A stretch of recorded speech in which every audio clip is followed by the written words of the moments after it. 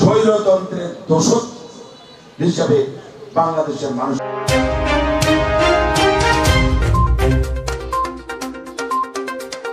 অপরূপ TV online আগামী 10 মে তারুণ্যের সমাবেশ সফল করার লক্ষ্যে 12 নং সরাইপাড়া ওয়ার্ড যুবদলের প্রস্তুতি সভা অনুষ্ঠিত হয়েছে।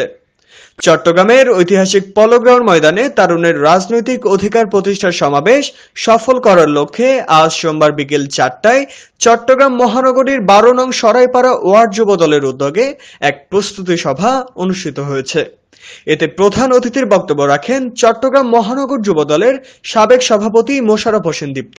ওয়ার্ড যুবদলের সাবেক আহ্বায়ক মোহাম্মদ সাইফুল আলমের সভাপতিত্বে ও সাবেক সিনিয়র যুগ্ম আহ্বায়ক রাসেল খানের সঞ্চালনায় উক্ত প্রস্তুতি সভায় বক্তব্য রাখেন মহানগর যুবদলের সাবেক সহসভাপতি ফজলুল হক সুমন, মহানগর যুবদলের সহসভাপতি নূর আহমেদ গুড্ডু, মিয়া মোহাম্মদ হারুন, হোসেনুজ্জামান, পাহাড়তলী থানা যুবদলের সদস্য সচিব শওকত খান রাজু, সাবেক সদস্য আজিজ চৌধুরী, থানা যুবদলের সাবেক যুগ্ম আহ্বায়ক শফিকুর রহমান, মোবারক মিয়া, আনোয়ার হোসেন, ওয়ার্ড যুবদলের সাবেক আহ্বায়ক মোহাম্মদ মুজাহিদ, নূর আলম, কাউসার হোসেন লেদু, শাহাদাত হোসেন তিতাস, রাসেল খান, দস্তগীর হোসেন রিয়াদ, MSH ওভি, এনামুল্লাহ, পানবাবুল, সুমন হাওলাদার, মানিক, সোহাগ, মাসুম, জেসি জিসান, কাউসার, ফুরকান, মনির মনু, কালু, কাজী, মোহাম্মদ আরিফ, মোহাম্মদ রহিম, সাজ্জাদ শাকিল, ইমন, মোহাম্মদ আরিফ, পারভেজ বাবু, মোহাম্মদ শরীফ, ইমরান হোসেন, আশরাফুল বিজয়, আলাউদ্দিন, মোতালেব সহ আরো অনেকেই। আমরা আমাদের দায়িত্ববোধকে কাজে লাগিয়ে আমরা আগামী 10 মে আমরা স্ব অবস্থান থেকে আমরা ঐক্যবদ্ধভাবে আমরা 10 মে স্বৈরতন্ত্রের দোষক হিসাবে বাংলাদেশের মানুষের উপর জগদ্দল পাথরের মতো বসেছিল। এই 2 থেকে 3% লোক ছাড়া বাকি 95 থেকে 97% লোক যাদের বাংলাদেশের নাগরিক জীবনের কোনো অধিকার আমরা ভোগ করতে পারিনি।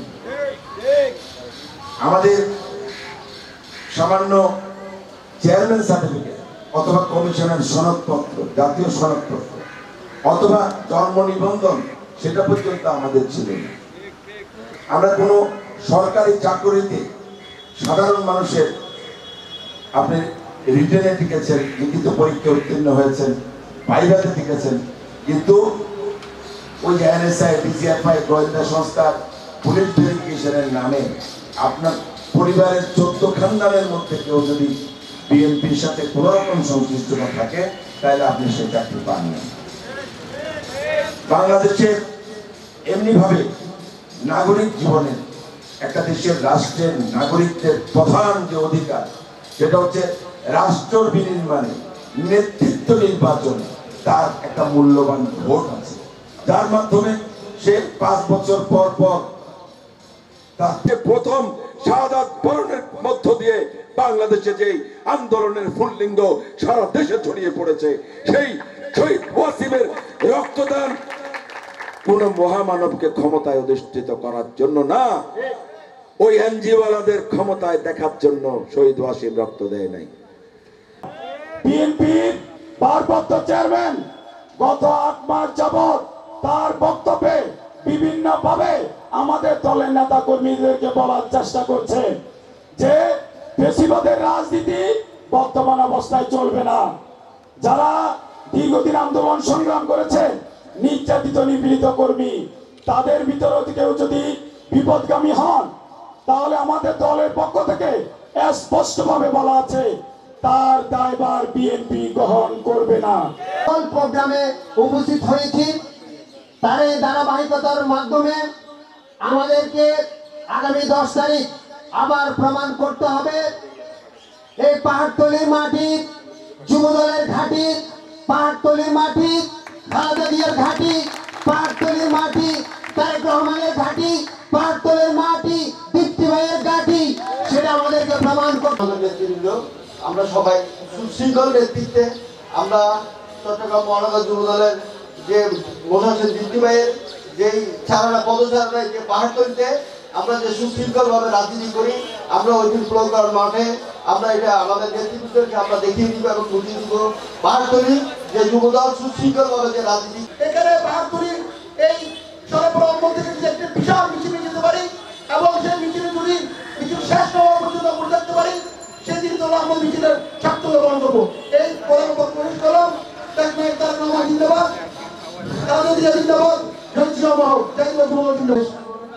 আগামী 10 মে চট্টগ্রামের পলোগ্রাউন্ড মাঠে তারুণ্যের সমাবেশ সফল করার জন্য সবাইকে ঐক্যবদ্ধভাবে যার যে অবস্থান থেকে আমরা সেই সমাবেশে ক্ষমতার দল, তারুণ্যের দল আমরা সেখানে ঘটাতে পারি, সেই সমাবেশ আমরা সফল করার লক্ষ্যে আজকের এই সমাবেশ।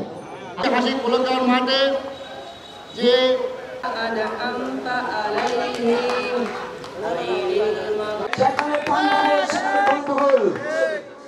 আমি পুলিশের ডিআইজির সাথে মোকাবেলা করছিলাম যুবদলের প্রোগ্রামে, আপনারা সবাই জানেন।